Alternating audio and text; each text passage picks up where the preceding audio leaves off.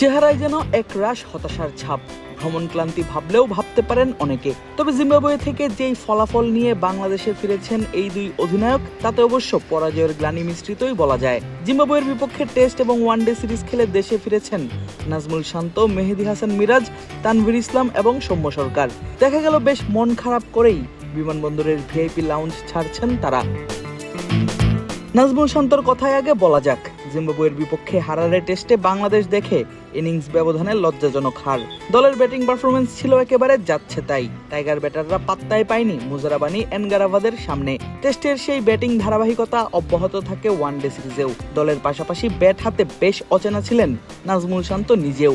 লাল বলের 2 ইনিংসে 19 এবং 30 রানের ইনিংস, ওয়ানডেতে যথাক্রমে 3, 9 এবং অপরাজিত 18। সিরিজটা হয়তো ভুলেই যেতে চাইবেন এই বাঁহাতি ব্যাটার। একই হাল ব্যাটার সৌম্য সরকারেরও। টেস্ট না খেললেও খেলেছেন 3 ওয়ানডে, আর সেই ম্যাচগুলোতে সৌম্যের রান যথাক্রমে 6, 5 এবং 69।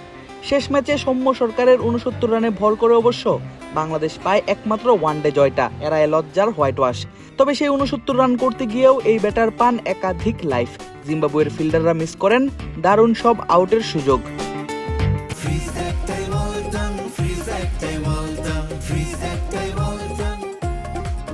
যদিও এক ম্যাচ সুযোগ পেয়ে পেস ফ্রেন্ডলি উইকেটে নিজের বোলিং সামর্থ্যটা বেশ ভালোভাবেই উপস্থাপন করেন স্পিনার তানভীর ইসলাম। শেষ ওয়ানডেতে মাত্র 37 রান খরচ করে তানভীর শিকার করেন 2 উইকেট। কিন্তু দলের ফলাফল হয়নি মন মতো, তাই মন খারাপকে সঙ্গী করেই তিনি ছাড়েন বিমানবন্দর। জিম্বাবুয়ের বুলাওয়েতে আজ থেকে শুরু হচ্ছে টাইগারদের টি-20 মিশন। খেলতে নামবেন তাওহিদ হৃদয়ের দল।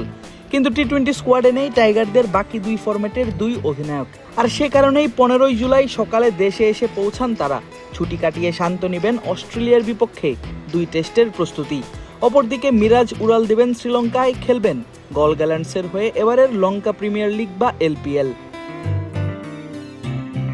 1 টেস্ট, 3 ওয়ানডে এবং 3 টি-20 খেলতে দেশ ছেড়েছিল বাংলাদেশ জাতীয় ক্রিকেট দলের ক্রিকেটাররা। প্রথম টেস্টে হারারেতে ইনিংস এবং 85 রানের বিশাল ব্যবধানে হার দেখে টাইগাররা। এরপর ওয়ানডেতেও হারে প্রথম 2 ম্যাচ। প্রথম ওয়ানডেতে আগে ব্যাট করে জিম্বাবুয়ে করে মাত্র 141 রান। জবাবে ব্যাট করতে নেমে 116 রানেই গুটিয়ে যায় বাংলাদেশের ইনিংস। ফলে হার দেখতে হয় 25 রানের। দ্বিতীয় ওয়ানডেতে অবশ্য জিম্বাবুয়ে তুলে 247 রানের বড় সংগ্রহ। সেই টার্গেটে বাংলাদেশ অবশ্য এগোচ্ছিল বেশ ভালোভাবেই। তবে শেষ দিকের ব্যাটিং ধসে সেই ম্যাচটাও হারতে হয় মাত্র 13 রানে। সেই সঙ্গে হারাতে হয় সিরিজটাও। শেষ ম্যাচ অবশ্য ব্যাটারদের দুর্দান্ত পারফরমেন্সে 7 উইকেটের জয় তুলে নেন তামিম সৌম্যরা। টেস্ট আর ওয়ানডে হারের স্মৃতি ভুলে টাইগাররা ঘুরে দাঁড়াবে টি-20তে, দর্শকদের প্রত্যাশা এমনটাই। আদিব আশরাফ, ক্রিক ফ্রেন্জি।